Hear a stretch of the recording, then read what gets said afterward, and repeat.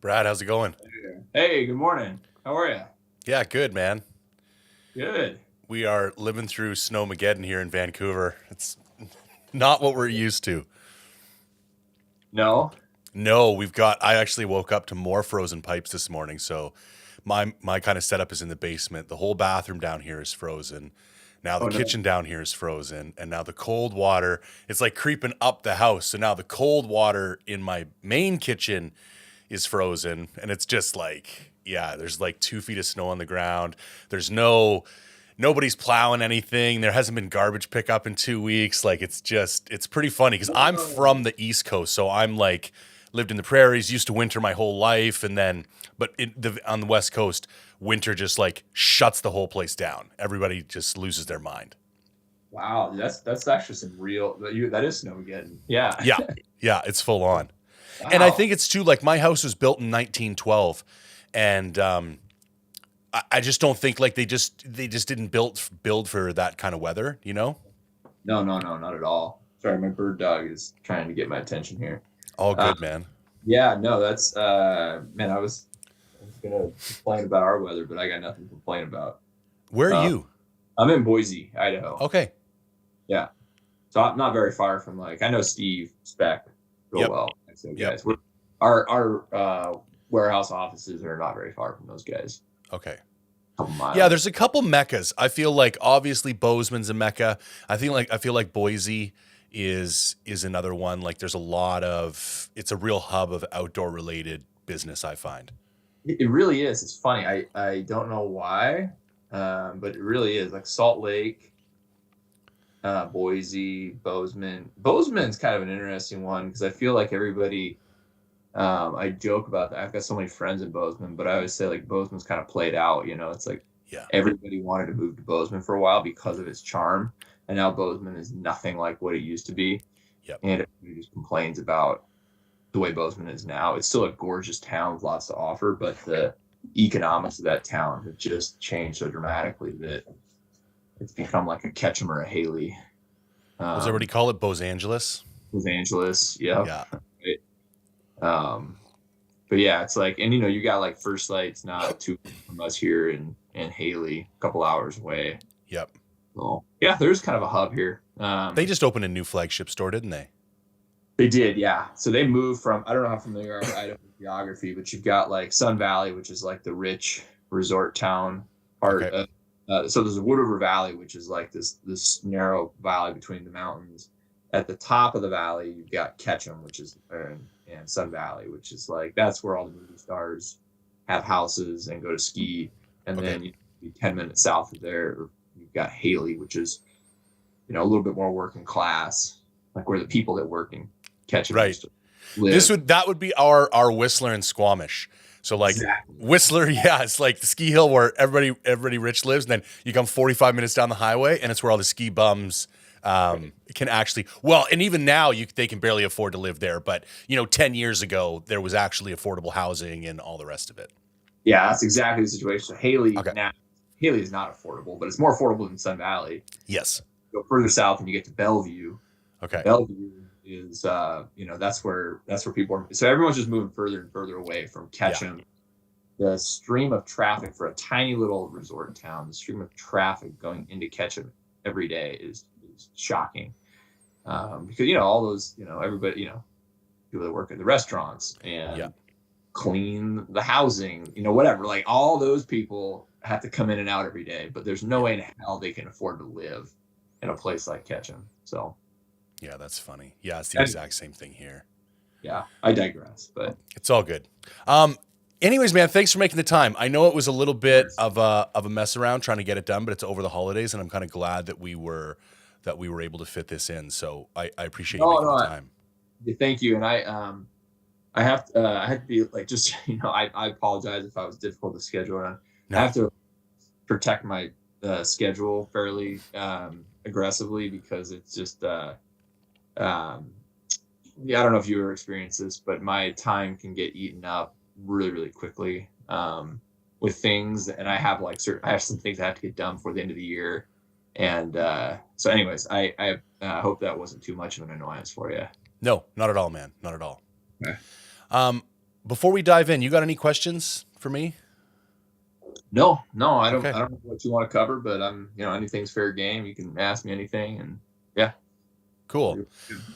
Well, one of the things that I always like to spend some time on is kind of like individuals' personal history as hunters, because one of the things, a little bit about my background, I have a little bit of family hunting history. You know, I grew up in Ontario, and kind of the annual moose hunt was a really big deal, but only did that when I was 13 and 14, and then kind of had a falling out with the old man, and didn't really do much with that side of the family again for quite some time.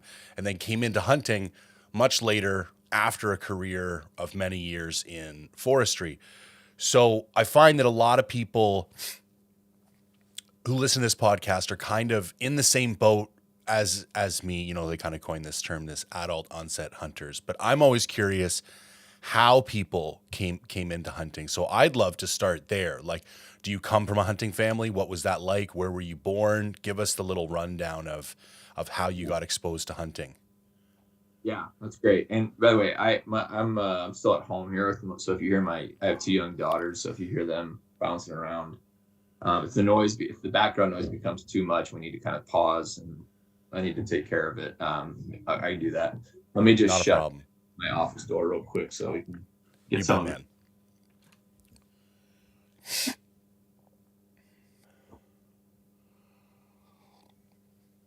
All right. Hopefully that'll be yeah. So I'll just give you the long and short of it. So I did grow up hunting in a hunting and fishing family. My dad is from the Midwestern United States, and so he was a whitetail hunter, a classic Midwest whitetail hunter, in that he moved out west, and I grew up here in Idaho. And the things that we hunted we did one big game hunt a year. So we would spend maybe a week a year hunting big game. But the most of my hunting when I was young was bird hunting. So a lot of waterfowl hunting and upland game hunting, because that was what my dad was into. So I learned how to call ducks at a very, very young age. And we spent a lot of time just traipsing around through marshes, hunting ducks and hunting waterfowl, and then other upland game. So we did a little bit of, we have like chucker, pheasant, quail, all the species here. But yeah, so big game was a part of what I did growing up, but it wasn't a huge part of what we did. And most of the way in which we hunted big game was completely different than what I do now and kind of what I like. But I had a lot of exposure to the outdoors as a kid. And our vacations as a family were all focused around the outdoors when I was young, for the most part. So we would travel, we would camp and fishing. So I have memories of spending a lot of time. I have uncles that live in Colorado. I would spend a lot of time as a kid in the high country of Colorado in a canoe, fly fishing, or on rivers around the American West, fly fishing. So that was a big part of what, like, my exposure to the outdoors was all through that. So I didn't grow up doing any backpacking. I didn't really grow up doing any adventure style hunting the way I do now. It was a very different experience, but I was really fortunate in that I did have a lot of exposure to the outdoors from my parents. Okay. No. And what's your first job? What's your early work history look like? Nothing like what I do now. Okay. I mean, growing up as a kid, when I was young, I was always, like, looking back, I was always hustling and trying out different businesses from a very, very young age. I had a lawn mowing business. I had a snow removal business. I came from a family. Now, sorry to interrupt, but where did that come from? Is your old man an entrepreneur? Was there something like that in the family, or this was just like a natural tendency you had right from the get-go? It was just that. Okay. My old man is a engineer for the power company. Okay. My mom worked in the school system. No, I didn't have I had no exposure to that. In fact, I still not even sure I consider myself an entrepreneur at this point in time, which is really, I know. Well, you are. So I know that, but, like, I just consider myself someone who does what he loves, and there are I have this idea of like people who call themselves like in their business cards like I'm an entrepreneur. Right. I consider myself someone who loves what he does, and I have a very clear purpose of what I want to do. But people, if people want to call that entrepreneur, they can. But I don't know where that comes from, but I always had a desire to. I knew I had to make money if I wanted money. Yep. So I needed to work. So it was very. It wasn't. It was like a. Um, Part of it was just circumstantial. If I wanted money, go work. If I wanted to buy something, go work. If I wanted a new shotgun, figure out how to make it happen. So my parents didn't. It's not like I grew up in an impoverished family. We were lower middle class, working class family. But my parents didn't have I had two brothers. They didn't have the means to like give us whatever we wanted. My first shotgun was a shotgun that my grandfather gave to my brother and I as a Christmas gift. And we had to share that shotgun for years.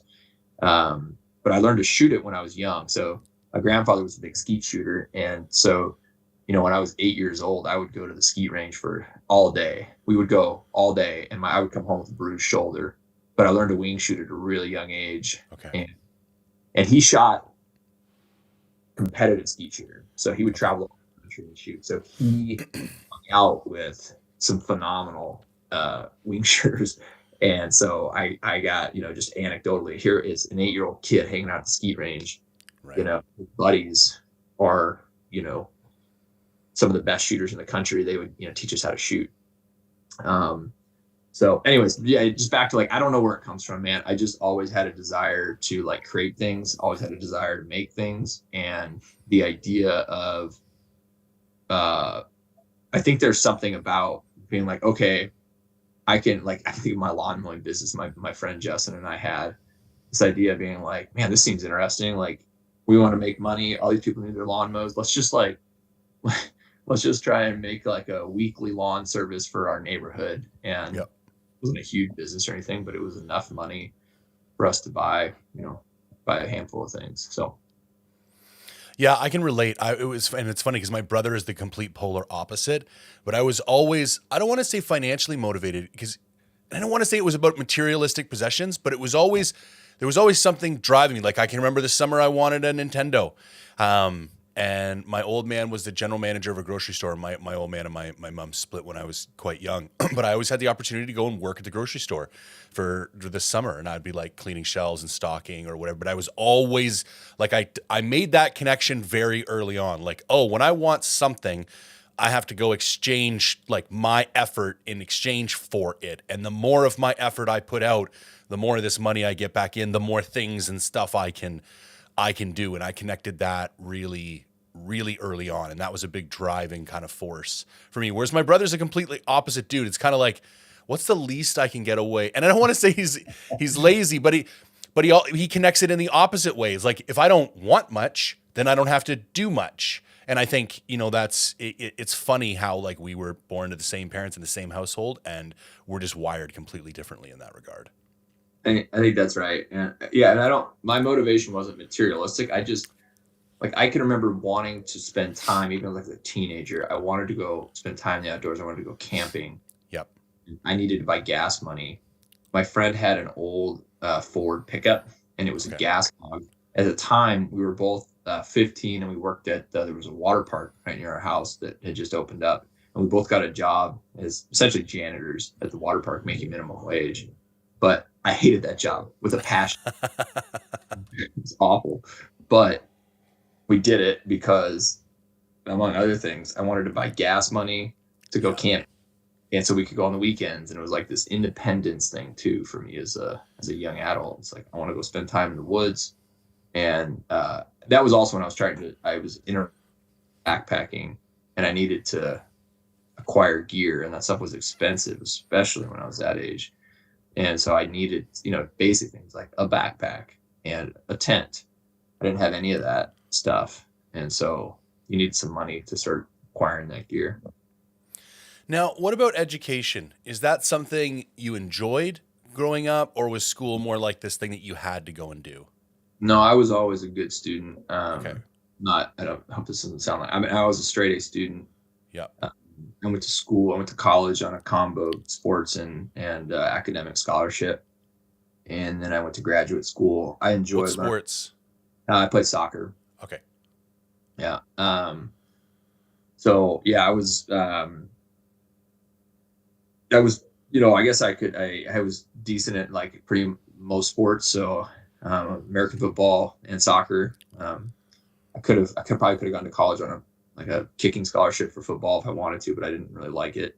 Okay. Soccer was the thing I enjoyed doing the most.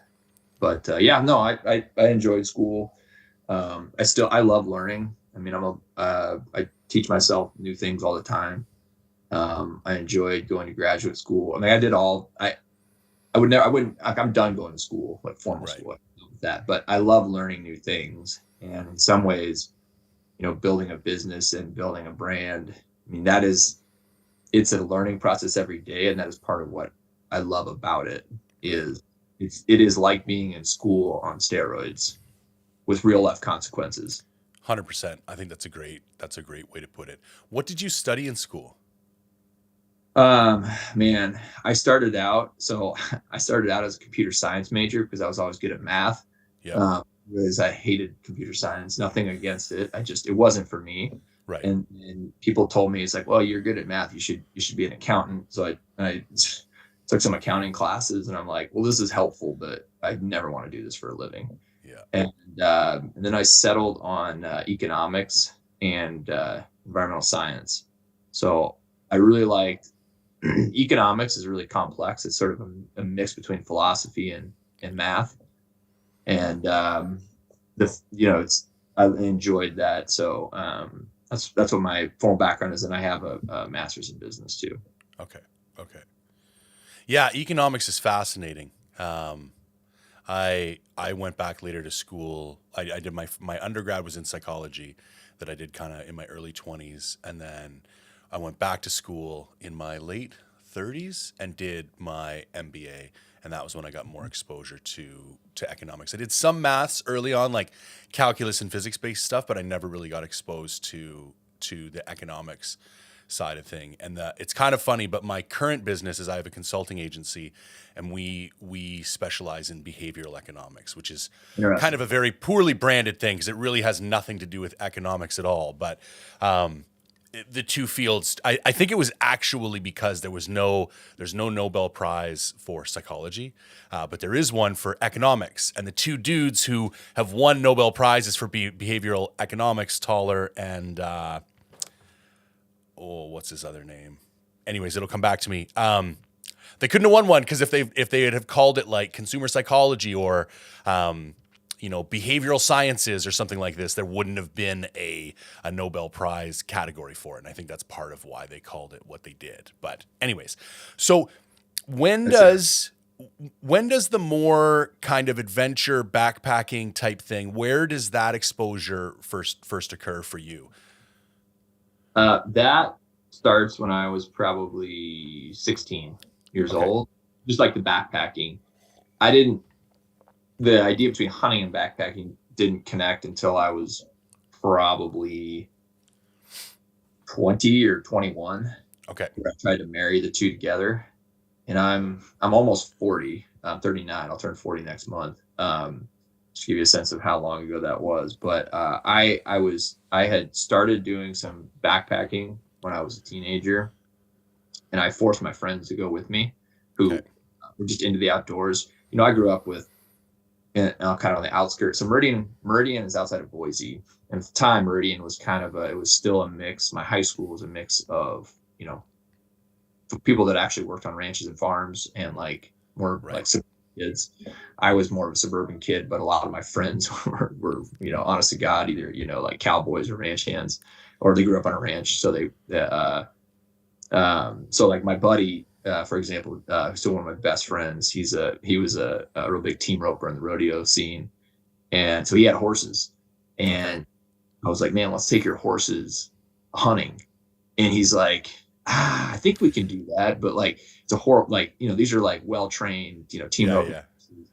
And so we had planned the first backpacking trip I ever did for hunting was that by accident, because I had talked him into taking his horses on an elk hunt. We get about a month out from the hunt, and he's like, man, it's just not going to work. These horses, I've tried to put pack saddles on these things and pack them, and he's like, it's just a disaster. Right. And I was like, what? I'm like, well, shit, man, we got this hunt. Like, what are we gonna, like, I don't want to road hunt.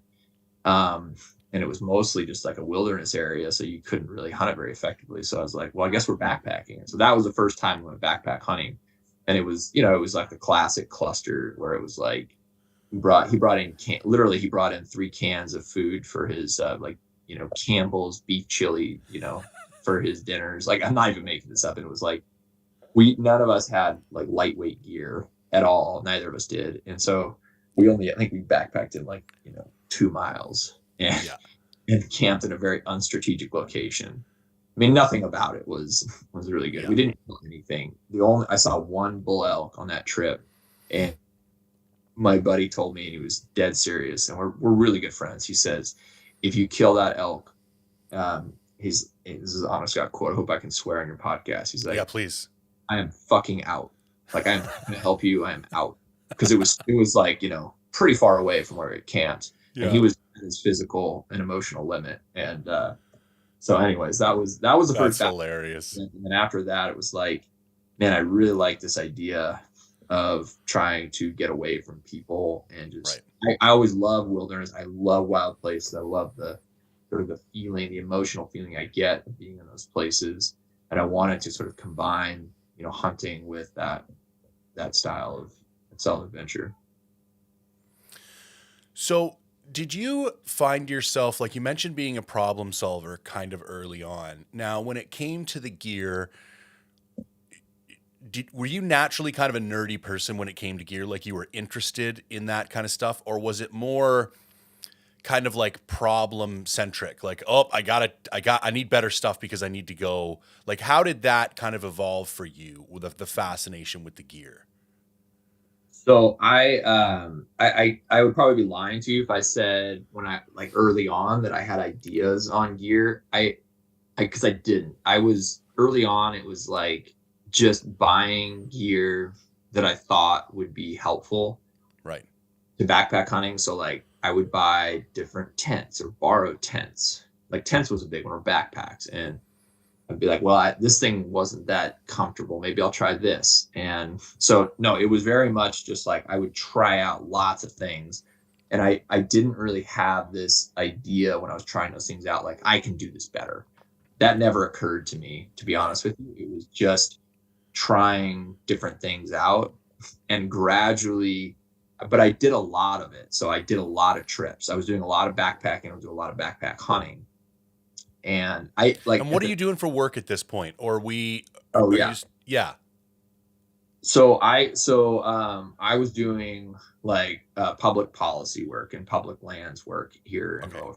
So I ended up getting a job doing like public lands conservation work, essentially, and public policy work. So I could go into that more detail, but basically nothing to do with Argali. But I cared about public lands and public access, and sort of had maybe a innate ability to just like understand people that use the land, different interest groups, and help broker like deals around land use between different constituents, whether that's like logging, ranching, conservation, fishing industry. So a lot of what I did in that world was try and solve problems by helping people, whether that was like we need to create a piece of legislation to create some more certainty for these interest groups or these economic groups, or there was, anyway, it's a whole, I could spend a whole podcast talking about that, but I was doing that early on. So not working for myself. Yep. But I did have some like side things that I was doing at that time, which I could talk about, but so yeah, anyways, but I was doing a lot of trips, and I was also, the other thing I was doing a lot at that point in time, which I still do today, was I was rock climbing a lot. So I was traveling all over the place, rock climbing. I spent time in Asia, spent time in Europe, I spent time all over the West, Yosemite, just doing like adventure alpine climbing. And so the thing about alpine climbing is you're backpacking with climbing gear. So you've got ropes, cams, like all the stuff you need to do like big wall climbs or whatever, right? So you got to carry your climbing gear plus your backpacking gear.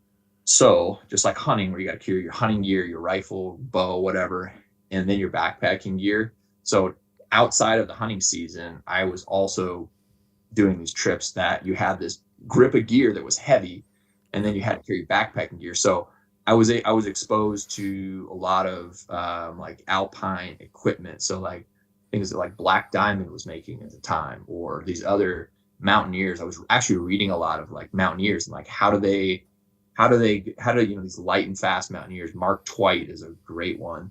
He has a great book called To Kiss or Kill. I recommend it to anybody. Just it's a great read about some crazy shit he did in Europe and Chamonix and across the world about just like doing these light and fast adventures where the whole goal of light and fast climbing is to try and go take as little as you need and cover as much alpine terrain as possible.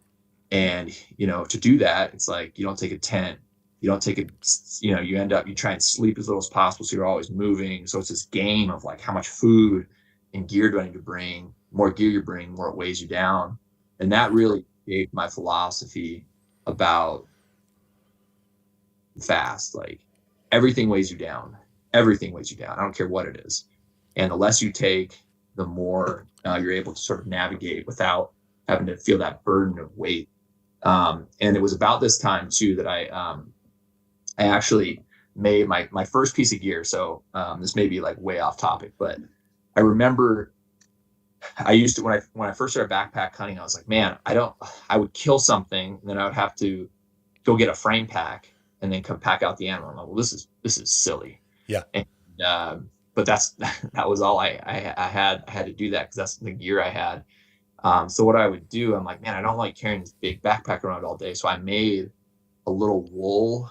It was a wool, like water bladder size pack with 2 nylon 1-inch webbing straps. And that was my day pack. So I would have a 3 water bladder. I would stuff in a knife and I would stuff in, a little bit of food sort of on the margins of that between the water bladder and the wool, whatever body for the pack. Yeah. And that's all I carried. So I would carry a weapon, that was it. If I had like jackets and shit, I had to like try to figure out how to strap it to that thing. But that was my first attempt at being like going really minimalist and really just trying something. I was just playing around, it's like, what can I get away with? But I wasn't doing it with the intent of like, hey, I'm going to build a business off of this. It was just like this, it was straight functionality. At that point in time anyway. So anyways, I don't know if that answers your question, but that's maybe a little bit longer answer. No, it definitely helps. So obviously that continues at some point. And I find the climbing thing very interesting. And I don't think I ever actually put 2 and 2 together with the alpine climbing like that before, because coming from British Columbia, mountaineering and backpacking is just like very big here. And I come from a tree planting background. So it's kind of like, which is probably not dissimilar. They probably have some of this because of all the forestry in Idaho. But in summers in university, I would go tree plant, and it's like you get paid piecework, and you make like 20 grand a summer and take August off, but you're killing yourself in the mountains. But it's funny how you discover, like, that's where I first found about gaiters, because we're wearing them, and you would blow through boots faster than anything on the planet doing tree planting because you're kicking the shovel all day. So you learn more about boots in 2 years tree planting than you will in 10 years of hunting, because you go through 3 times as many boots. But everything that we were using, it was funny because you think it was like you'd be using stuff that like landscapers and stuff use, but you don't. You end up using stuff that mountaineers used because you're in these like mountain regions planting trees. And even then, like when I started tree planting, I'm 44 now, first season tree planting was 22. Like we're going 22 years ago. Like there was no hunting, apparel, real hunting, not mountainous hunting. There was nothing. Everything came from, like, I remember, like, they already had Outdoor Research Crocs. That was the first pair of gaiters I had. We've got an analogy to REI up here, which is MEC, Mountain Equipment Co-op. Yep. And we used to buy these things called rad pants. And they were like the first quick dry. They looked ridiculous. They had these tapered legs with these little elastic cuff bottoms on them. But functionally, they were the only thing you could wear out there that wouldn't just get completely destroyed and would be able to survive a season of planting. And it was funny when I first got into hunting, I brought a bunch of my, forestry and planting kind of related experience that was all influenced from the mountaineers because they were I forgot the point that I was gonna make here. The thing that's always kind of been noteworthy to me, and we see it now with the thru hikers. Like I love companies like Z-Packs and Hyperlight, and they're doing really cool stuff. But the one thing you got to remember with those guys is that some of them are like 18 or 22 pound packs. Like they don't have to do anything other than get their body from A to B. So it's like we can take some of the stuff they're doing, but some of the other stuff is just useless because it's like, well, I need to carry 100-pound pack out with an animal on it. So that's very intriguing to me, this kind of alpinist crossover, because then it's like it puts a second like goal or motivator or job that the gear has to do on top of just the regular job that like a thru hiker or a mountaineer would put on it, which I think takes the engineering to another level. Like now it just can't be light. It also needs to have good structural stability, so that's very intriguing because it would also increase your testing potential. Like instead of just being limited to testing things throughout hunting season, now you're running things throughout climbing season as well. Yeah, no, it's true. I think there's a lot to be learned from it. The needs of the thru hiking community and the alpine climbing community are different, but there is some crossover. I have learned a lot about alpine climbing, like mentally has taught me discipline in a way that there's nothing in hunting that compares to it. Right. There's nothing mentally that compares to it whatsoever, but there's a lot around like suffering and dealing with adverse situations that I've learned through that. But I'd say just on the gear world, you're right. I mean, I learned, so I believe those are called joggers, what you're describing, those pants, you modern day joggers. Yeah. Yes, I can remember all of that. Going to an REI. My first tent was a North Face, I believe it was called a Cumulus or Nimbus. I can't remember. It was named after a cloud. Yeah. And it was 7 pounds and it was a 3-person tent. I love that tent. I bought it on a clearance rack for like $200, and it was a huge expense for me. But I was so proud of that thing, and I don't have that tent anymore. I wore it out, but I had that thing for a long, long time. And it's funny now to think about a 7-pound tent as a backpacking tent. We would laugh, but that was, it wasn't that long ago. No. That was a backpacking tent. No, and that would have been a badass shelter. You know what I mean? Like 100%. Like people would, you would have been proud to set that up and have people come walking by. Like 100%, man. Yeah, I thought it was the shit. I'm like, look at that, man. I'm the real deal. Look at me. Look what I got. Yeah, totally.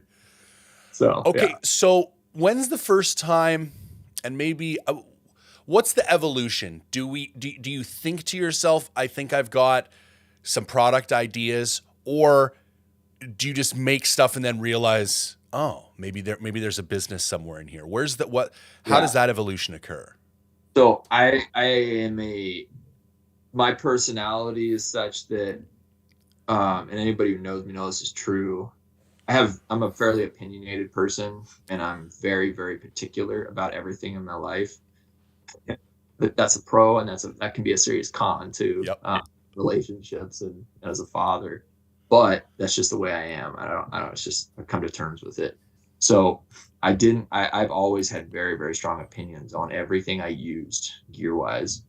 I never, and I've made things out of necessity. So the first product I ever made, not with the intention necessarily of making it a business, but I do a lot of upland bird hunting on the margins of my big game hunting, and I was always frustrated with game bird vests. I'm like, these damn vests are made for like gentlemen hunters who are going out for a little bit of time. Like I'm doing 15 miles in a day chukar hunting in the mountains. Like I need a backpack, And at the time, now there's a number of those products. There was none of that shit when I was looking for it. So I actually made one. And that was the first thing I actually made, where I was so mad at what I had out there, the options I had to me, that I just like couldn't find what I wanted. So I made one myself, and I still use that product today. But so remember, so Argali started as a content company. So we were making films, and we had made our second film. Okay. There was no intent to have like a content company. I had a very specific thing we wanted to make, and then we made it another very specific thing, but there wasn't an intent to have it be a business. And I didn't know what it could become. But I personally was getting a number of questions about, why do you use that? Why do you use this? Why do you use that? And just people asking me questions that I thought were quite simple questions about gear. I can remember people asking me questions about floorless shelters, like, do you get rain? Just like that. No, man, that's not a. So at some point, because of that, I realized, okay, I think there is a business opportunity here where, and the first iteration of Argali was as a retail company, a curated retail company where we would only sell products that we use ourselves. Right. That was the first iteration of the business, and that worked. Like, I can remember the day I built out an e-commerce store. Give me timeline. What year? This was 2017. Okay. When I built out the store. I did it all myself. I would stay up. I had one daughter at the time. I would put my daughter to bed, and then I would go work, and I would work till 1 in the morning, just creating product pages. I didn't know what the hell I was doing. I'd never done this before. Nobody taught me how to build an e-commerce store, how to get a URL. I mean, I didn't know any of this stuff. So I had to figure it out. And I would just kind of stumble my way through it, create the store, think about, how are we going to announce this? How are we going to launch it? Like, how do people know about it? So just spent a lot of time just trying to figure it out, talking to friends. I didn't have anybody that really could help me out. I remember the day we turned it on, and I'm like, was somebody going to buy anything? Yeah. I don't remember if we sold anything that first day, but that first month we actually did sell things. We sold products, which shocked me. It was just like this amazing experience of how do people even know we have a website that should buy things from? So that I can keep going, kind of how the business evolved. Yeah, no, this is perfect, man. Please continue on. So we did that for about 9 months that first year. I think we launched in March of 2017 or 8. Maybe it was 2018 when we launched. Can you back up for me and say, for those listening, so the content was pre-ecom, correct? Correct. So what was the driving force between those two first pieces of content? I didn't, at the time, my business partner, Jason, and I were having a beer. Yeah. And I was lamenting that there was very few content, like hunting media content, producers that I found relatable at all. Yeah. Meat Eater was the only one that at the time, I shouldn't say the only one, but there were very few. There was Meat Eater, I think, Tim and Remy. Tim and that's exactly who I was going to say. Like, that was especially back, if we're 15, 16 at this point, and then you got your sportsman's, outdoor channel, all the channels, West white coat, whitetail, like guys that I don't relate to at all. 100%. But for that Western stuff, there was nothing. There was nothing. Again, I'm not trying to say bad things about people else, but in large part, there wasn't a lot I had in common with those people. I couldn't relate. It wasn't what I had loved about hunting. There were some great guys that are now friends of mine who were creating YouTube content or films. Like the Full Draw Film Tour was happening. Like Cody Kellum was running the Full Draw Film Tour at the time he started it. Yeah, I don't think a lot of people know that was like a BRO kind of thing, and then they sold it. They sold it off. He sold it to Jade Helmich, who's another Idaho guy.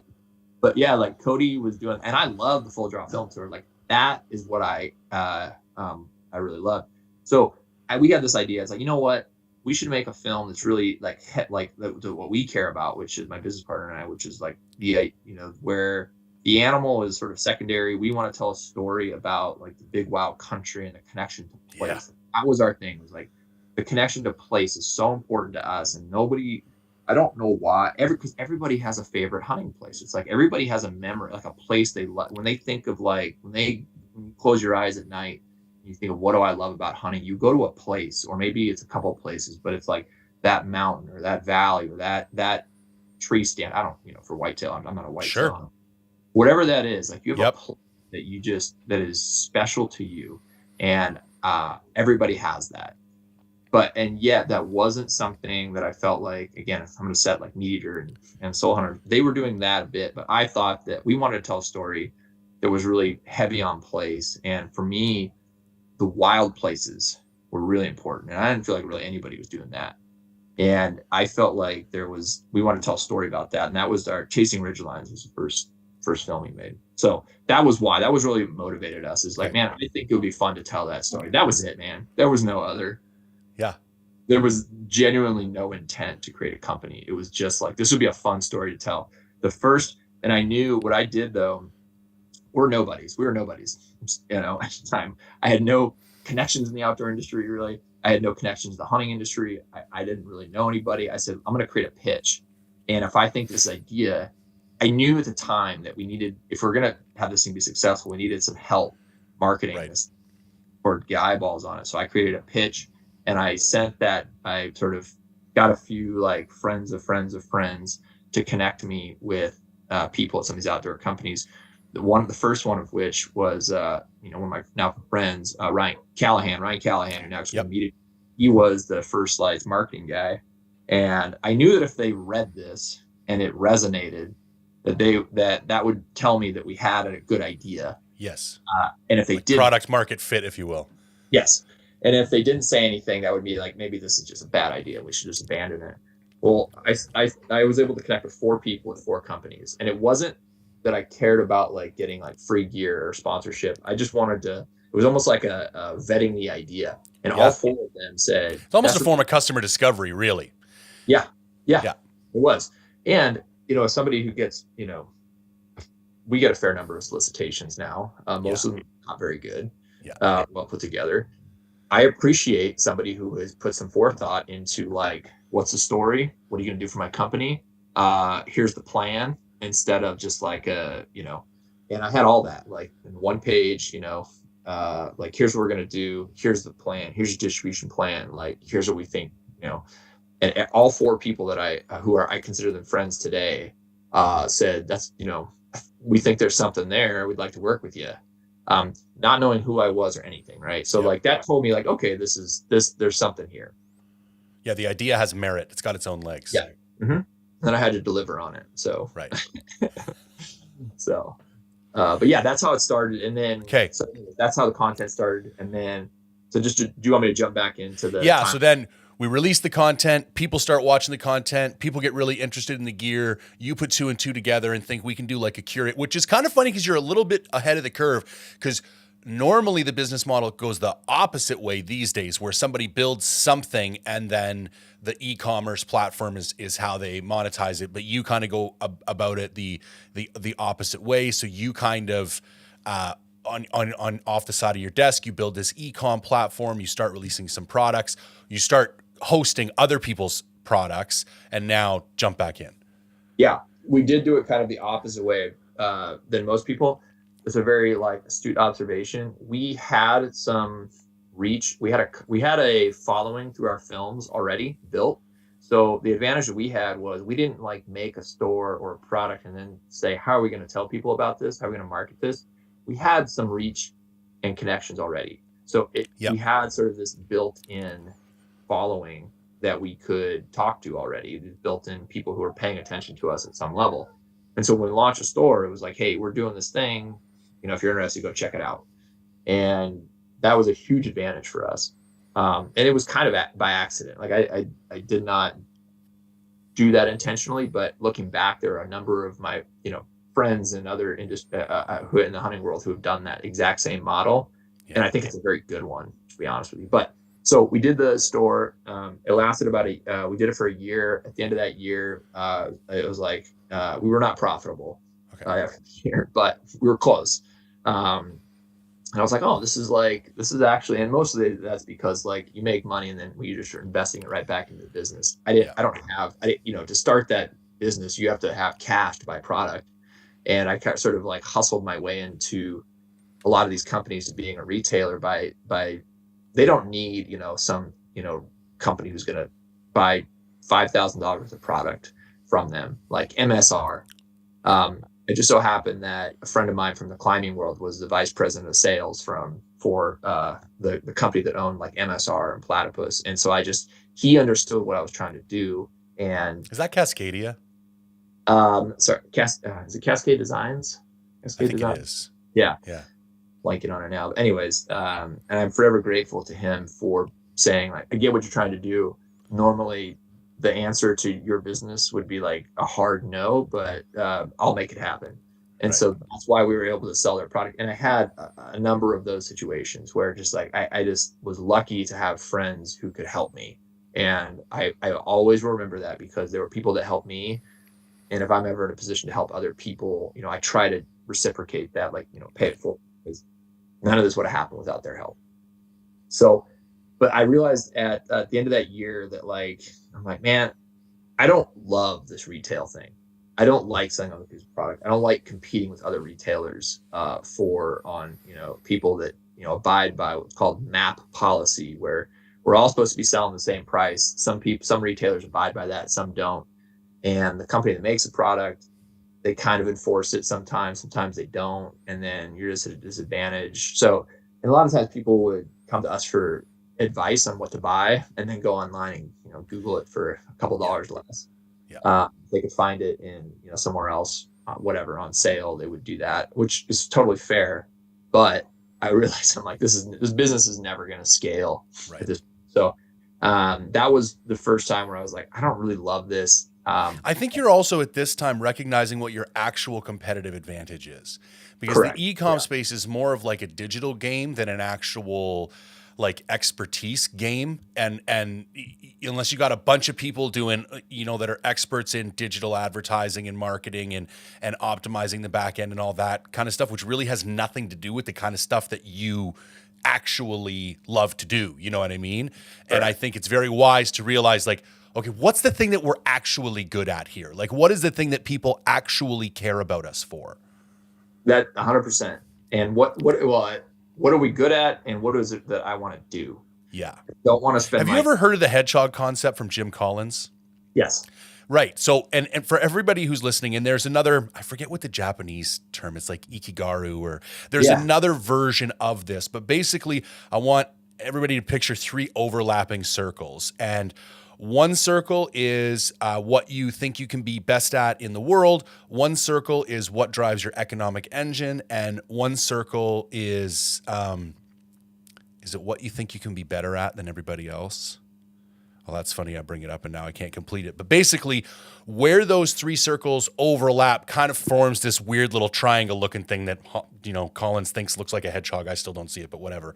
And in that is where you kind of find your zone of differentiation, or that's where you should be spending the most amount of your time. So that's 100% what I'm hearing from you, is that realization that where these kind of magical things overlap is kind of the birthplace of where you see your true value. Correct. It just so happened at that particular point in time. So I was at the time I had a marketing relationship with First Light. I also sold First Light clothing because they were a retail company at that point in time. At the end of that year, my friend at First Light called me to tell me that First Light was no longer, and First Light was our best selling product line. I sold a lot of First Light in that first year.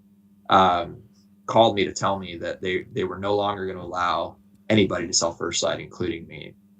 Oh, right. That they did kind of do that weird thing, right? Where they were direct to consumer, then they kind of weren't direct to consumer, and then they kind of went back direct to consumer.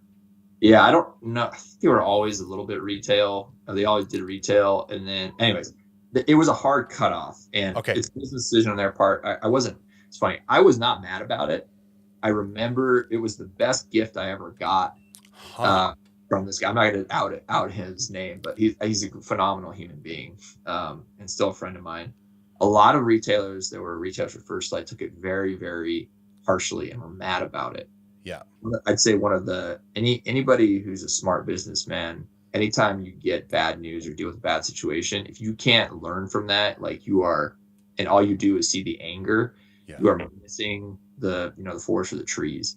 100%. So yes, was it hard? I was like, well, shit, what the hell are we gonna do now? Like, I can't, if we lose first light, like, where's our, but I spent some time with it. The next day, I was like, you know what? I was already not liking the retail thing. I'm like, I just want to make our own products. And I want to be in control of my own future in terms of business. I don't like this retail stuff. This is a good kick in the ass to just do something different. And I had already been playing around with game bag design.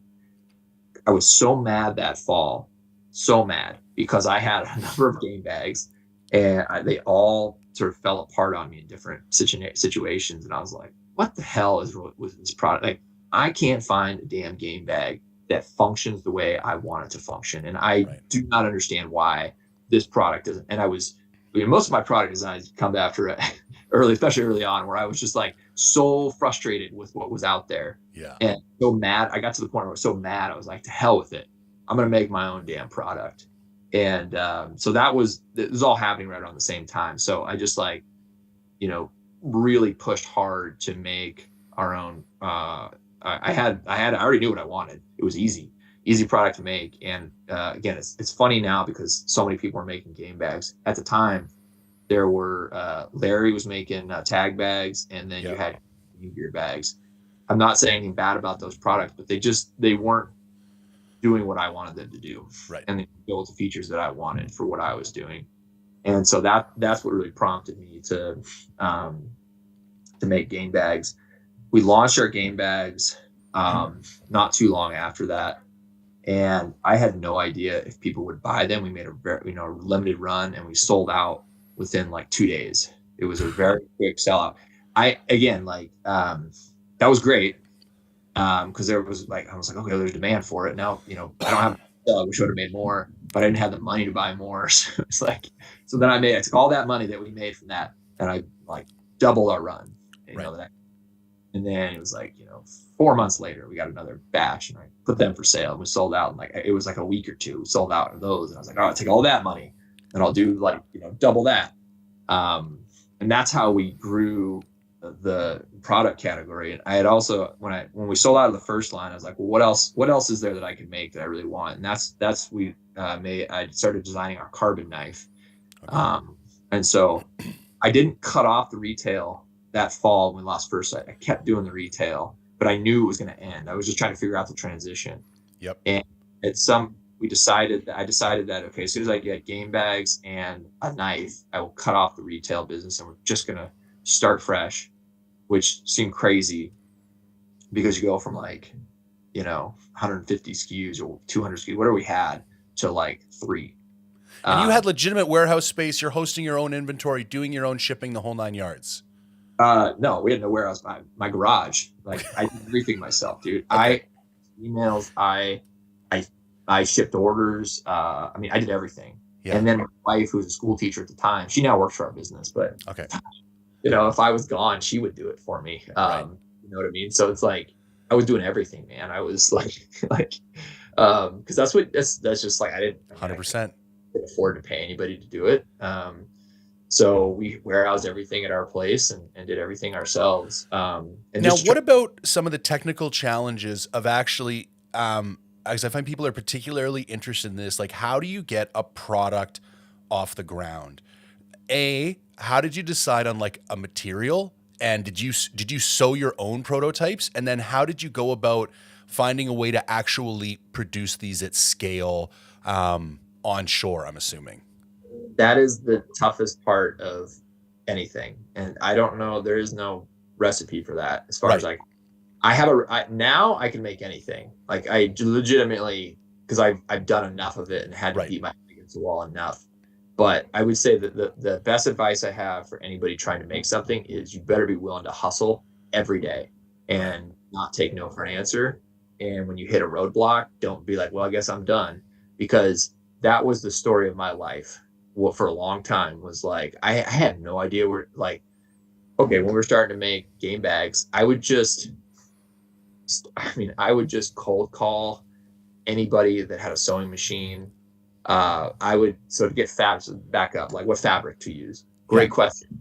I flew down to Outdoor Retailer and would walk in. Nobody would take a meeting with me, these fabric companies, but I would walk in and start just like looking at their fabrics. And I found one that, I found some that I liked, tried to tell them what I was doing. These aren't hunters. And they're just like, "You're doing what? You put meat in these bags?" And I'm like, "Yeah." They're like, "What are you doing?" I'm like, "I put meat in these bags." They're like, "Meat, huh? Like meat?" And I was like, "Yeah." It's like nobody understood. No, Yeah. nobody. Still, nobody Yeah. understands. It's hard to find somebody who understands the functionality of game bag. But I knew what I was looking for. And then I luckily found a fabric supplier who made kind of the type of fabric I was looking for. And I just looked at what they had, and they had, you could make anything in the fabric world. You can, now we buy in volumes, but I can custom make anything I want. But at the time, it was like, what kind of stock fabrics options do they have available? And then figuring out how to like buy it and get it to our sewing shop. And we started out making them in the U.S. Um, I finally found somebody that could sew them for us. Okay. The cost was astronomical. Right. It was really, really high. And we ended up having I had so many quality control issues. I could write a book about lessons learned from that. But I'd say like, I just had to hustle, man. Right.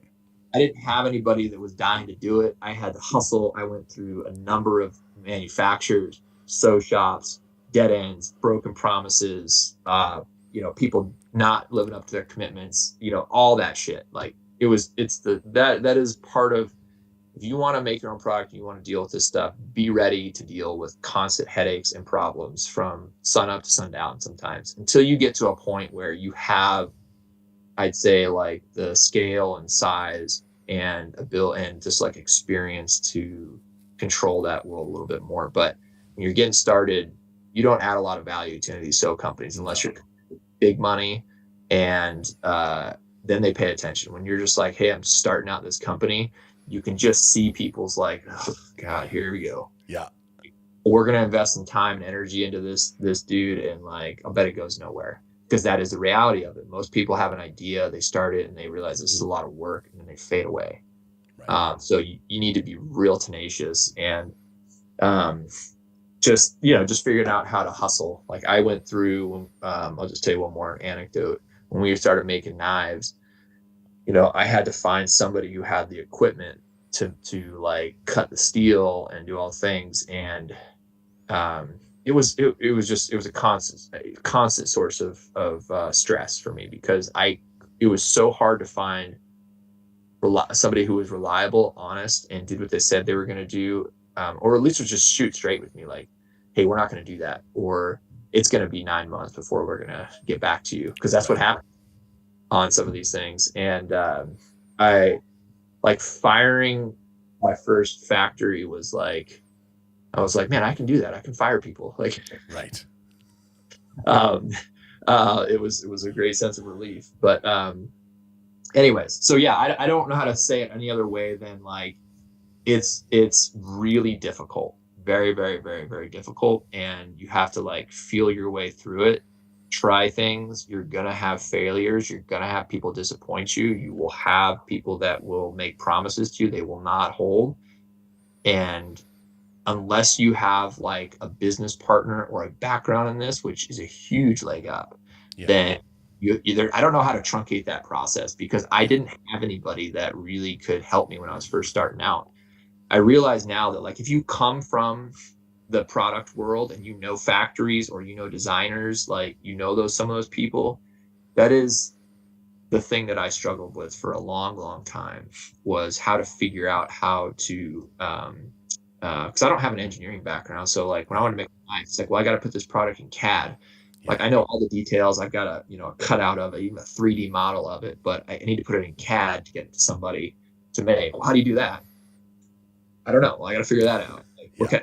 I didn't know there's industrial designers. Like there's all these jobs that I didn't know existed that are really important to what I do now, that I had no idea what they did or how they did it and how important they were to my world. And I just had to like figure that out, by hustling and talking to people. So It's so funny. So this is the third installment of the Founder Series that I've done, and I mentioned I had a chat with Kurt, and I had a chat with Steve, and now I had a chat with you, and the similarities in like the arc of the story. Like it's crazy, man. Like they might be different products, but it's like I'm listening to the same story over and over and over again. And it's like if I could kind of encapsulate it for anybody listening, because I get people who are like have these product ideas hit me up all the time, because my big competitive advantage is reviews. That's what I do. Super technical, like way longer than you think people would ever want to watch reviews. So people hit me up when they have these product ideas because either they want me to review it or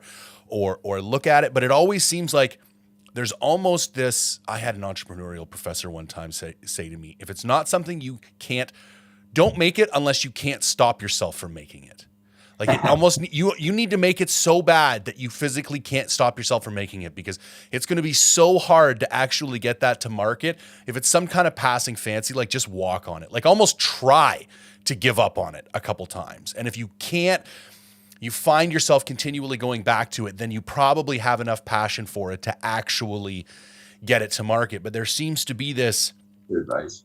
driving passionate spark at the beginning, and then there's just this nightmare in the middle of being too small and or being too far away from like the stuff that really matters. And then, you know, and there's a bit of survivorship bias going on here, because I'm talking to three of arguably the most successful kind of outdoor startups in the last 5 or 10 years for really technical kind of ultralight backpacking gear, but then getting out on the other side of it to the point where like there is a place where it becomes systematized, and you do have the relationships you need, and you do have the ear of fabric and textile companies that are willing to work with you. But like that middle part where there's no kind of game plan or roadmap or blueprint is kind of seems to be what separates the men from the boys. Like I'm sure there's been thousands of products that's where they died, because people just didn't have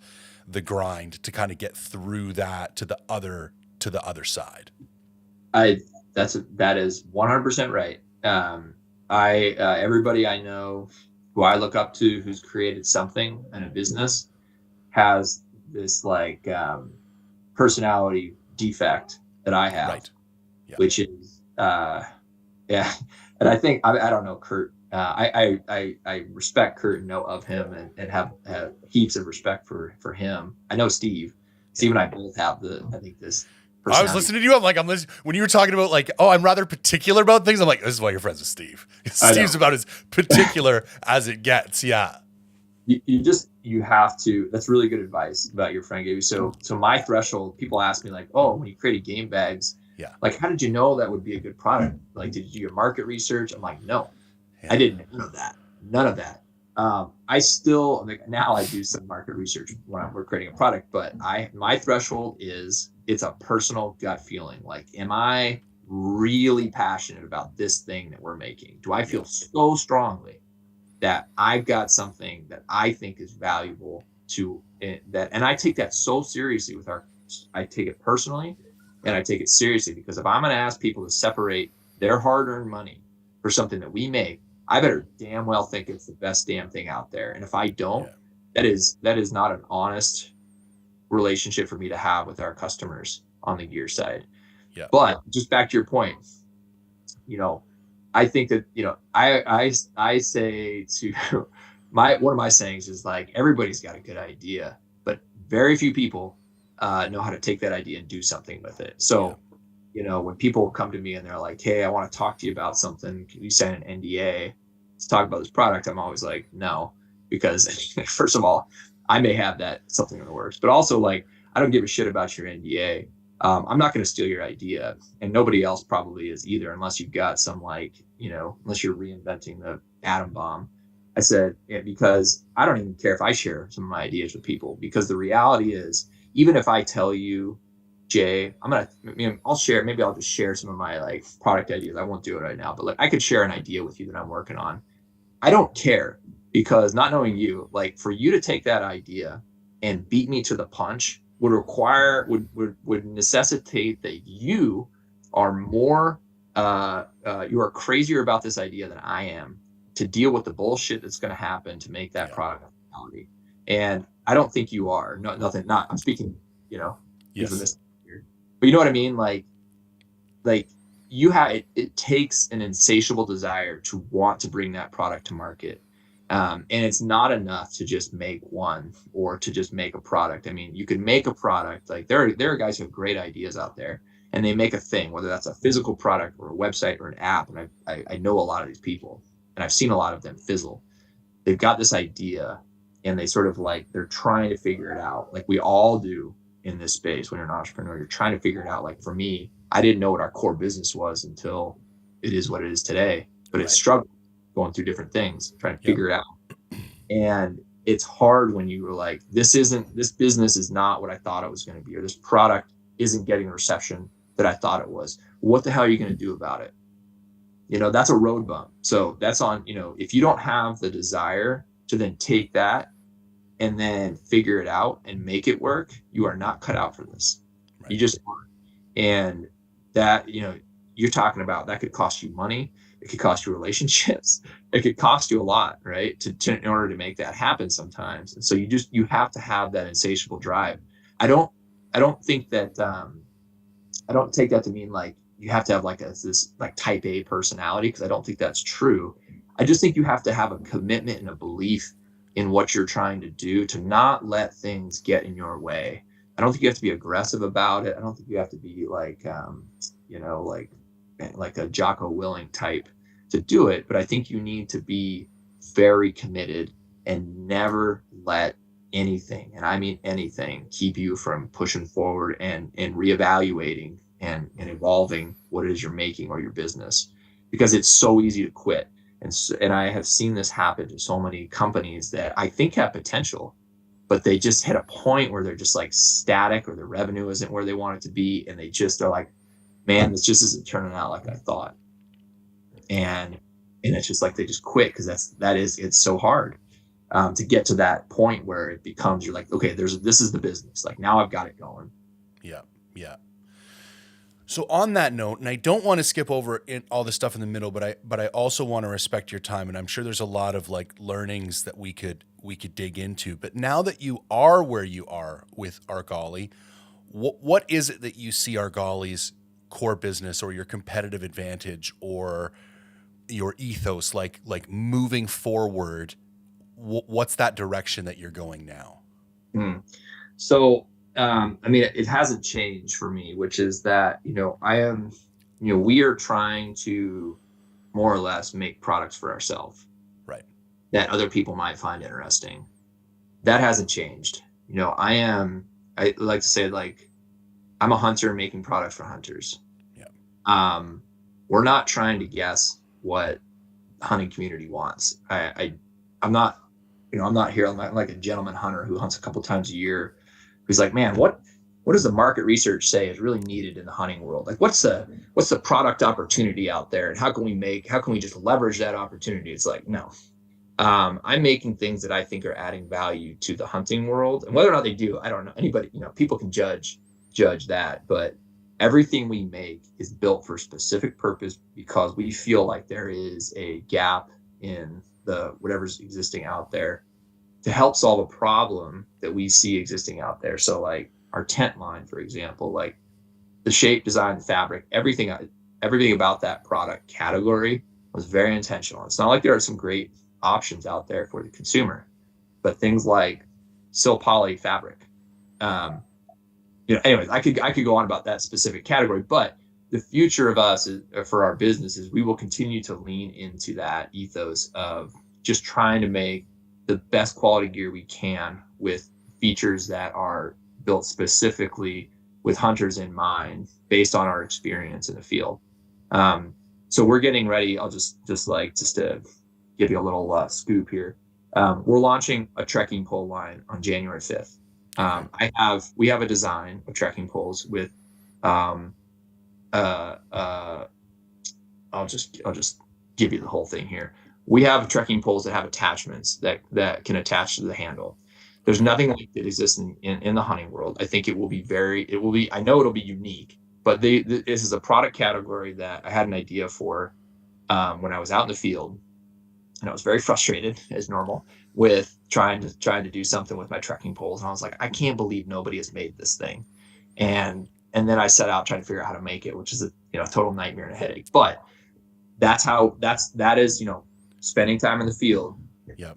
encountering a problem, and being like, I think we can make something to solve this problem. And that will continue to be our ethos. So I'm not trying to just grow a company and sell it. This is a passion. This is a company where like the passion for what we make is just embedded in the culture of our company. We are, a hunting company of hunters for hunters, and we're trying to create a community of people that love and respect the outdoors, that care about wild places, and we want to make gear to help people experience those places. I love it. I know we're getting short on time. Can we wrap up with a few Instagram questions? Because I know some people had some specific questions for you. Oh, yeah, of course. It's funny. You literally just answered one of them. Where is it? When are the Argali trekking poles coming out? Well, there you go. January 5th, my friend. There have been some photos on the internet of them. So, yeah. It's funny you mentioned attachments. I have no idea what you're doing, but I had to jury rig. I do a lot of filming. That's my beginnings as well, is that I was frustrated with content. So I can remember watching Solo Hunter, and then I killed my first backcountry blacktail in British Columbia. And I was like, that should have been filmed. Like, and I was looking around at what was in the YouTube space, and I'm like, I'm probably a little more, I'm going to be a little bit less PC. I'm like, this is shit. Like, I don't relate to this at all. I'm like, I can do better than this. And I'm not Remy Warren, and I'm not a filmmaker. I don't care. I know, like, I'm a smart guy, and I can do better than this. And I started just making films, and then ran into all kind of frustrations. And I actually have this, I use a mountain bike handlebar GoPro attachment on my trekking pole, because it was the only way, being a solo hunter and a solo filmer, it was the only way I could get like a new perspective, because I hate the leave the camera, walk past the camera, go back and get the camera, because it's like, idiot, you're solo hunting. Like, as soon as, and I love Remy to death, but as soon as he does that, I'm like, you're just turning around and going back and getting it. Like, and it infuriates me, because it's like, it's just like, filmmaking is about the suspension of disbelief. And as soon as I see that shot, my suspension of disbelief is gone, because I know you're dropping your pack and turning around and hiking back and getting that camera. So a lot of my solo filming, I'm leaving on a solo winter goat hunt in 2 weeks. And a lot of my tinkering in the garage is about trying to come up with new and interesting ways of filming myself that's just not, GoPro head footage and then, talking to camera. Well, we just crossed this ridge. Like, how can I show people instead of tell people? But anyways, I use a mountain bike handlebar GoPro attachment on my trekking pole to get me this kind of extended, interesting view. And then I don't have to carry, a secondary, what most people would consider like a selfie stick for the GoPro, because you already have your trekking pole. Why wouldn't you use it for everything that you can? Yeah, so basically, I'll just tell you. So, on top of our trekking pole, there's a cap, and pop that off. And there's a 1/4 20 threaded insert. Okay. I've got there's two attachments. One is a shooting yoke, so you can turn your on the monopod. The second, and to me the more interesting one, is what we call our X3 adapter, which is imagine a Sharpie marker. Yeah. And cut it in half, and then you add a threaded end on either side of it. So it's one single piece of machined aluminum. So you can thread that into one trekking pole, and you can use it to connect two trekking poles to pitch a tent, like a taller tent, like our Absaroka tent. Yeah. You can also use it to attach any camera or bino tripod adapter. Okay. So most cameras, like a GoPro, will have a 1/4 20 thread. It's a universal threaded size on the bottom of it. Other cameras, so you can use it to stabilize, and then you can also use it for stabilized glassing, like a monopod. Like a monopod, yep. So like an Outdoorsman's or a Vortex, or most bino tripod adapters have a 1/4 20 threaded female end at the bottom, so it'll attach to any bino. So if you want to use a monopod instead of a tripod, just for quick glassing, sometimes for me for elk hunting, I don't need a tripod to glass because they're easy to see. So, anyways, that's the attachment system. But they're we engineered the trekking poles from top to bottom, so they're as good as anything you could ever buy on the market. And I say that with confidence. We didn't just buy some trekking poles and put our label on it, which people do. We actually designed everything. It's all made to our spec and engineered to our spec. So we got a few different models. So anyways, that's a scoop, man. You're the first one I'm super excited to be able to share that. And it's kind of funny because the one thing I'm known for is these category reviews, and I like doing 6 or 7 products in one category all at the same time. And people have been hounding me for trekking poles. So this is great. That's I awesome. will. Yeah, we get off this. Oh, by the way, I didn't know you did. We'll take. Yeah, we can talk about that. Yeah, awesome. Okay, we both got families that are waking up here. For people who didn't realize, we got up at 6 a.m. to get this done because it's the holidays and we both have priorities. So somebody's just mentioned, just impressed with the idea of his polyester tents. Awesome that there is something different. And you mentioned that before. Do you want to talk a little bit about maybe the differentiation in fabric choice that you're using with your tents? Yes, I'd love to, because I'm a polyester evangelist. Nylon is a great fabric. The problem with nylon is it absorbs water because it is hydrophilic. Right. Hydrophilic, right? Yeah. It can absorb water. So it's crazy. It's hard for people to understand that, like, you have a water fabrics work is you make like a nylon fabric. So it's just a woven yarn, and then you coat it after you make the fabric, then you coat it in some sort of waterproof coating. When you're talking about a nylon fabric, so it's a woven fabric, spray silicone on it. That's how you get it to be waterproof. Well, water vapor can actually get through your silicone coating and into the fabric of the tent. That's why nylon, when it gets wet, will sag significantly. Okay. So nylon, it's a great fabric for many reasons, abrasion resistance, but tent sag is really annoying if you spend any amount of time in inclement weather. And anybody who's done it knows exactly what I'm talking about. Yep. And particularly for floorless shelters, single pole shelters, when you don't have poles that are creating like a dome, like a freestanding tent, which provide a little bit more structural integrity, that sag can be significant. You're talking about like the Kafaru Megatarp was my favorite shelter for the longest time. And that thing was brutal for that because it's a 2-pole design and you can lose, I would estimate, like 30 to 40% of your overall volume inside once that thing gets wet. And where you used to be able to sit up at night and eat your mountain house, you're like crouched in the corner like this so you don't have wet nylon hanging on your back. It's so annoying. And anyways, so that's the problem with nylon. Polyester it's naturally hydrophobic, meaning it cannot absorb water because of the nature of the material. It's made the same way, but water vapor cannot get absorbed by the fabric, so you don't get that stretch. You get with polyester fabric, you might get like 1% stretch when it gets wet, but it's nothing compared to like the 28 to 30% stretch you can get with nylon. So, but what I realized when we were just looking to make our tent line, I was looking for something that didn't stretch and didn't have that problem. There's a lot of marketing work that has gone into vilifying polyester and making it seem like it's an inferior fabric by companies that use nylon. And it's really frustrating because I'm somebody who's like, let the data speak for itself. Right. Let the product speak for itself. And as a consumer, it's really hard for people to understand, like, well, this company is saying that polyester is inferior.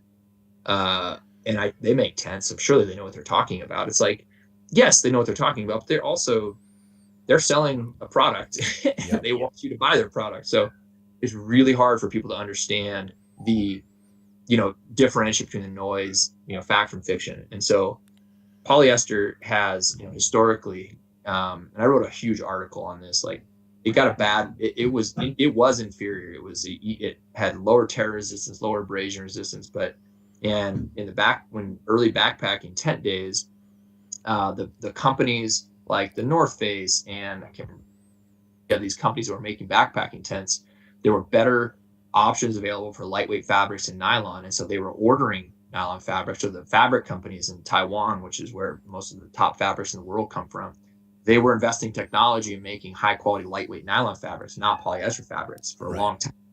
Well, over time, so it was like this self-fulfilling cycle where it's like, well, nylon was getting the technology investments, we were making lighter weight fabrics in nylon. Well, eventually the demand for polyester sort of caught up to nylon, the technology caught up to nylon. And so now you have, polyester fabrics are, every bit as good as nylon. And if you have and not all fabrics are created equally. So like, but if you have a really high quality poly and a really high quality nylon, the similar fabric coating, they are going to be incredibly similar in terms of like abrasion resistance and tear resistance. But you have these added benefits of not having the sag effect. And the other thing that I'll say, last thing I'll say is like, polyester has much better UV resistance. So the sun, believe it or not, will degrade the quality of your fabric very, very quickly. So like if you leave your tent out you're on a week long trip, you get out in the sun, the sun will do an incredible amount of damage to that fabric in a fairly quick order. So there's all these factors that play into like fabrics. I think poly is a phenomenal fabric. I don't want to vilify nylon because nylon has its place. We use nylon in our tent floors because I think it has slightly better abrasion resistance where you're really like rubbing it against, your body's pressing that fabric into the dirt and the rocks. But as a rainfly fabric, I don't think it's as good. And I'm not trying to make enemies of anybody, but I feel like I unintentionally have. I'm just trying to be honest. Like, no, I love this. I actually just did a big comparison of the Stone Glacier Terminus against the Seek Outside Goshawk, which are kind of like, I would say, the premier ultra packs right now. And I had to do this crazy deep dive into UHMW fabrics. And even that was like trying to differentiate like the marketing jargon from the actual technical. And when you finally find out, oh, it's actually this sailing company that created this stuff. And then you start reading their white papers. And then it's like, oh, okay, this is what the fabric actually is. And this is how it's actually created, not somebody's ad copy about what Ultra is capable of. Like it's... Right. And we're pretty intelligent dudes. Like it's really hard to sift through all that stuff and figure out the actual technical properties of a given fabric. And I think that's only getting more difficult the more complicated these fabrics get. It is. And we're working on our own fabrics right now that are unique. And I always try to be brutally honest with people. There's trade-offs in our world. You can't have the lightest and the strongest fabric. Nope. So like, what are your priorities as a consumer for what you do? And one thing that we will always do is just be honest with people. It's like, here are the trade-offs. We think it's better for these reasons. You may not agree. That's fine. This is what we're making it for. Here are the trade-offs for this particular thing. And let the consumer decide where their priorities are. So anyway, that's a long-winded answer, but I could nerd out on fabrics for a long time, but tent fabrics in particular, like poly, there are companies that are switching to poly though, some long-standing nylon companies that make tents out of nylon who are switching over to poly. So I think you're going to continue to see more of that. I don't think we're just, I'm not saying we're like a pioneer because we're not, but I do think people are going to start giving up some of their marketing jargon and hold on nylon, and they're going to start switching back to poly or switching to the first time. That's really cool. A buddy of mine asks, what new knives are you coming out with? And he just wanted to say, and this guy's actually a leather maker, so it's funny that he's saying this, but you have one of the best stock Kydex sheaths. That's very kind of him. I have 3 to 4 new knives that are in development right now that I'm working on. Some are just kind of some of them are based on like customer feedback we've received and ideas we've had for sort of just knives that kind of fill some gaps that we see, as well as maybe some knives that are better for like butchering at home. So like just cutting up your animals at home for like the crew that's like self-butchering their animals. Yeah. So anyways, those are all kind of being developed right now. So yeah. That's awesome. Okay, one more quick one. What's your warranty on your tents? Somebody was saying they couldn't track it down on the site. It's actually don't. We have the same warranty and everything, which is basically like, if it fails, we'll replace it. But we pretty much don't turn any. If there's any product failure, we'll always replace it. I don't care what it is. If you've had your tent for 15 years, 10 or 15 years, and then you have something happen to it, call us and we'll talk to you about it. We're not so like we can't do that with everybody, but we try and keep our customers as happy as possible. And I think we have a very generous warranty on everything we make. Okay. It was funny. I used to try and differentiate between warranties in the outdoor space. And funny enough, I have to say that overall, the hunting community, especially, is really good, man. Like I have a couple horror stories from some of the bigger kind of companies from people who've touched base with me, but like especially with you smaller guys like the Stone Glaciers and the Exos and the Kafarus and the Argalis, like I think our community is so small that all those companies realized early on, even for the odd time when somebody's complaining about something, that it's like, come on, man, this is probably your fault, not our fault. It's almost worth it to just over deliver a little bit because of the word of mouth being so powerful in our community. Because I think you guys are almost a little bit too lenient. Like if I was to put my consultant hat on, I would probably tell people to be a little bit more firm than they are. But in the same breath, like I say, for the odd product that gets given out when it's kind of not deserved, I think it probably serves you better in the long run for word of mouth and reputational value. We are too lenient, and we have this debate all the time because I would say 99.9% of our customers are reasonable people. Yeah. Every once in a while, we get somebody who, like, I'll give you an example. Like they've taken a game bag, had it full of meat, it looks like they drug it across a gravel bar, and I can tell they're like, sure. Hey, man, this thing, they'll be like, this game bag didn't perform like I wanted to. I'm like, it looks like a pack of wolves got into your game bag. Like they're just, like it's clearly an animal had eaten it or something, and they're just like, and I'm like, that's not a product failure.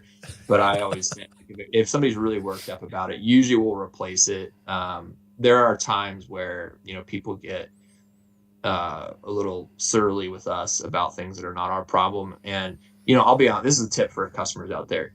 We are very generous with our warranty, perhaps too generous. And, if you approach companies though with a kind attitude, you're going to get a lot farther than if you approach them with a not kind attitude. Because if somebody has an issue that's clearly not a warranty issue, but they're kind, and we will be kind to them. And remember, there's somebody at the end of that email that is a person, and so just keep that in mind. I have a funny story. So I did a solo winter goat hunt 2 years ago. And for reasons that are beyond me, my other passion is bodybuilding. So at this time of year, I weigh quite a bit. And this year, the year for that goat hunt, I was 260 pounds. My pack was 90 pounds going in. Yeah. You ultralight guys are losing your minds when I pack because of the filming and all this other stuff. And it was winter. So I had like climbing rope, like ice axes, crampons, like crazy town. So between me and the pack, I was 350 pounds, and I was wearing MSR Lightning Ascents, and I filmed this whole hunt, and the Lightning Ascents got obliterated to the end where to get back out, and I was about 6 miles in, I had to take the tent pegs from my Hilleberg Solo and wrap them with my Dyneema cord from Z-Packs, which is like one of my favorite pieces of cord on the planet. And literally, like with duct tape and Dyneema cord, hold these snowshoes together to get me back out to the truck. And I send MSR like video and pictures of these things when I get back. And I was very open. I was like, listen, man, I'm just saying this is what happened to these snowshoes. Like, I'm not trying to be a dick, but I'm like, it was a week. I'm pretty sure I should get more than a week. And Buddy gets back to me and he's like, it looks like somebody drove over these. And you could tell he was like the Wolf gravel bar guy. He was like, can we dig into this a little bit deeper? I'm like, bro, I sent him the YouTube film. I'm like, listen, if you got an hour, you can watch. I was taking like footage as they degraded throughout the whole hunt. And he literally emails me back an hour and a half later. And he's like, oh my God, man, I can't believe. And I said to him, I'm like, listen, and let's be honest here, like, I know this is not what they were designed for. Like I went above and beyond the kind of use spec for this piece of gear. Like I'm almost reaching out like curious if I can get a new pair. I'm not even really asking for one.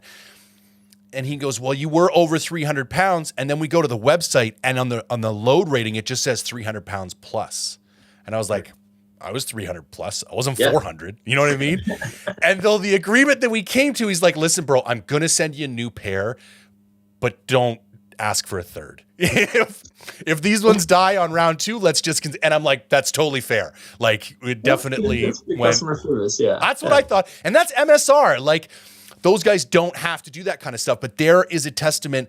I do think how you approach the company, like if I'd have written some pissed off email, do you know what I mean? Like, it wasn't going to get me anywhere. And it actually opened a really interesting chain of dialogue because like all equipment manufacturers, they're really interested about the outlying use cases because it's like they're not going to see. And so he was asking me all kinds of questions and like, how did this happen? And so I also think when you push product beyond its limits, it might be worth it for the company just to have a conversation with you to give you some free product to replace it from what they can learn from what you asked of their gear. 100%. I will say that like, if you aren't breaking, tearing, ripping your own gear, like you're not trying hard enough. Yeah. And so, we have a lifetime warranty on our knives. People will ask me, can I pry open a whatever joint with my knife? And I'm like, we didn't design it for that, but if you break it, we'll give you a new one. So I tell people, I'm like, why don't you try it out? Let me know how it goes. And if they break it, I'm like, great. Can you tell me, like, can you help me understand like what you were doing? Yeah. I have we don't get a lot of broken knives. Knives break, metal will break over, Sure. circumstances. That's normal. And when customers call, and I'll tell you this, like, I don't answer the emails, the warranty emails, but we have a process. Like if somebody has a warranty issue, and I see all of that because I want to know what's going on with the product. And if I have a customer who's clearly like he's a super user, like he's out there getting after it, I will email or call that person, and because I want to know, like, I'm like, hey man, if you got a few minutes, I'd love to know like what you were doing. We're gonna say a new product, but I just genuinely want to know how you're using it because that's how you make better product. Yep. And if you, as a business owner, if you don't have that desire to make a better product or to listen to your customers, then I just don't, I don't think you're doing it right. Yeah. So I agree. Listen, man, this has been beyond fascinating. I really appreciate you taking the time. I learned a ton today, and I think people are going to find this really useful. I'm going to include all the kind of links to Argali and the social media and that kind of stuff in the show notes. Anything you want to share or close out with? No, I've really enjoyed the conversation, Jay, a lot. Yeah, I appreciate you having me on, and I don't know there's anything that's really that valuable in here for anybody, but you'd be shocked, man, the amount of people, and even if it helps people decide maybe I shouldn't, do a product or something like that, but the amount of people out there right now that are trying to figure out, and even if it's not necessarily a product in the outdoor space, but I think we live in the gig economy. We live in an entrepreneurial age where people are kind of sick of working for other people. And I think hearing stories about how guys like yourself were able to navigate that, I think people find not just interesting, but really valuable. I think there's a lot of takeaways that people are going to really learn from, for sure. Yeah. Well, maybe I'll say one thing. If anybody is in that space, is just be willing to like try things out and fail at them and figure out. I know it's like a trope to be like, be willing to fail. It's like, well, no shit. Yeah, be willing to fail, but also like be humble enough to not let your ego get bruised when you fail, and figure out how to like test things that aren't, like full, like, so you don't have to like, put a second mortgage out on your house to try a business idea. Like figure out how to test your idea and bootstrap in a way that isn't gonna like, you're not all in, all your cards are in. So like, do it in a financially stable way, so that when you do fail, or if you fail, then you're like, well, that didn't work. Let me try something different. That's great, man. All right, go enjoy some holiday time with your family, and thank you again, man. That was great. Thanks, Jay. Take care. All right, cheers.